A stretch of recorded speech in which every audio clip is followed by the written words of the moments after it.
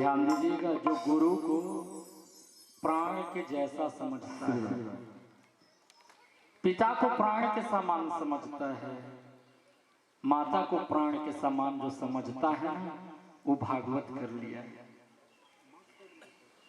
गुरु पितु मात सबसे पहले गुरु को रखे, वो गुरु नहीं कान फूंक दिया और हो गया।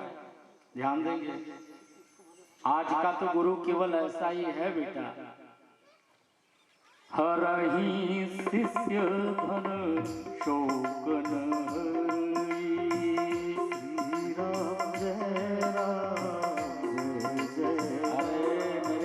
कान फूकाता कहाँ गया? अरे कान फूकाने से अगर तर जाते हैं ना, तो संसार में इतने कान फूक रहे हैं। अरे कान फुकाने से नहीं, अरे अपने हृदय को फुकवाओ। कान फुकाने से थोड़ी ना कुछ होगा। हाँ, हृदय में भरा हुआ है अनंत काल की अविद्याएं की ग्रंथि भरी पड़ी हुई है। अगर गुरु अगर कान में अगर कुछ भी दे देता है, परंतु उसको विश्वास नहीं है गुरु के ऊपर। लोभी गुरु और लालची चेला, होए नरक में ठेलिम ठेला। कहीं लोभी गुरु है, गुरु को चाहिए कि कुछ नहीं चाहिए, केवल मैं इनको भगवान का दान कर दूं। जो गुरु के प्रति प्रेम करते हैं। अच्छा, आपसे मैं पूछूंगा, और यहाँ विज्ञ बैठे हैं, गुरु जी की वंदना करते हो तो क्या करते हो आप लोग? गुरुर् ब्रह्मा गुरुर्विष्णु गुरुर्देवो महेश्वर गुरु साक्षात परब्रह्म तस्मै श्री गुरुवे नमः। ये श्लोक सभी की याद होंगे। हम आपसे पूछते हैं, ये गुरु ब्रह्मा कैसे हैं भैया? ध्यान दीजिए, गुरु ब्रह्मा कैसे हैं? ब्रह्मा तो सृष्टि करते हैं, तो गुरु क्या सृष्टि करते हैं? हम आपसे पूछ रहे हैं, माताओं ध्यान दीजिए इधर। गुरु सृष्टि करते हैं क्या? परंतु गुरु को गुरु ब्रह्मा गुरु विष्णु, गुरु जी को क्या बोले हैं? विष्णु बोले हैं। विष्णु क्या करते हैं? पालन करते हैं। गुरु क्या पालन करता है भैया? और गुरु देवो महेश्वर, गुरु ही शिव है। तो भगवान शंकर जी क्या करते हैं? क्यों जी? संहार करते हैं। गुरु अगर किसी को मार दे तो बेचारे को जेल भोगना पड़ेगा। है? क्या गुरु जी में ये है?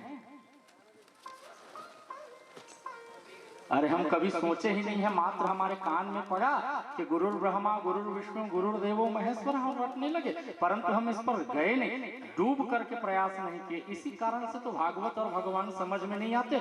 जो कहा जाता है उसी को हम मान लेते हैं। दो जी, गुरु ब्रह्मा है, ध्यान देंगे।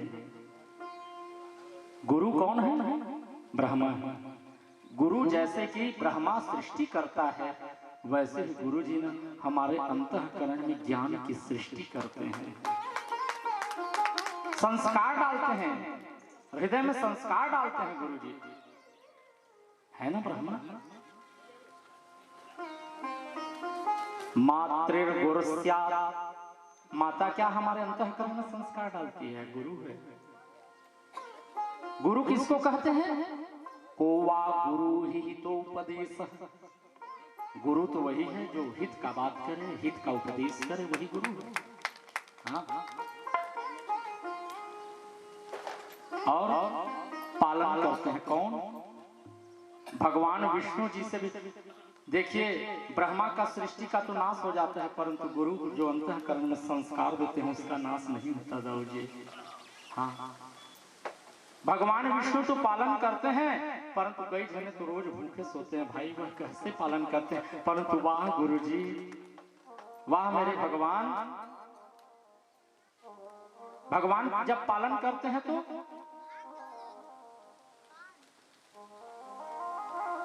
भगवान पालन करते हैं, भगवान विष्णु। सुबह खाई विदा कर दीनी, रात को खाई विदा कर दीनी प्रात ही आन खड़ी। रात को खाए, भूख को तो विदा कर दिए, जैसे ही सुबह हुआ तो आकर के भूख आपके पास खड़ी हो जाएगी। रात को खाए विदा कर दीनी सुबह ही आन खड़ी, आकर के खड़ा हो गया।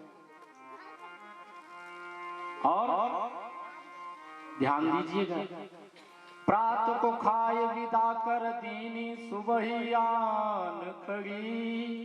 कहत कबीर सुनो भई साधु मौत से भूख बड़ी। किसी का भी मौत हो जाए माता, उसके बाद खाना नहीं छोड़ता। वाह भगवान विष्णु, ऐसे पालन किया जाता है। परंतु गुरु जी क्या पालन करते हैं, ध्यान दिए। अरे उसी की चर्चा करना तो आज इसी में डूब जाए हम, परंतु हमको कथा ने बंधित कर दिया है। बोले गोविंद भगवान की जय। और गुरु क्या पालन करता है, ध्यान देना। अरे शिष्य को ऐसा अमृत का घूंट पिलाता है ना, फिर संसार में उसको कुछ चीज मांगना नहीं पड़ता।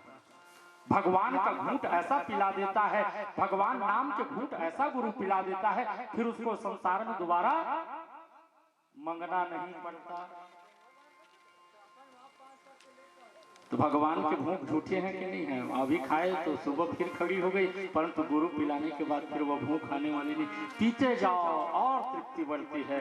परंतु वह मनुष्य क्या नहीं होता, जैसे भोजन करने के बाद अंतिम समय में क्षुधा शांत हो जाती है, परंतु गुरु रूपी वाक्य को सुनने के बाद दाऊ जी ऐसा होता है कि हमको गुरु जी की वाणी रोज मिलता रहे, रोज मिलता रहे, तृप्ति नहीं होती।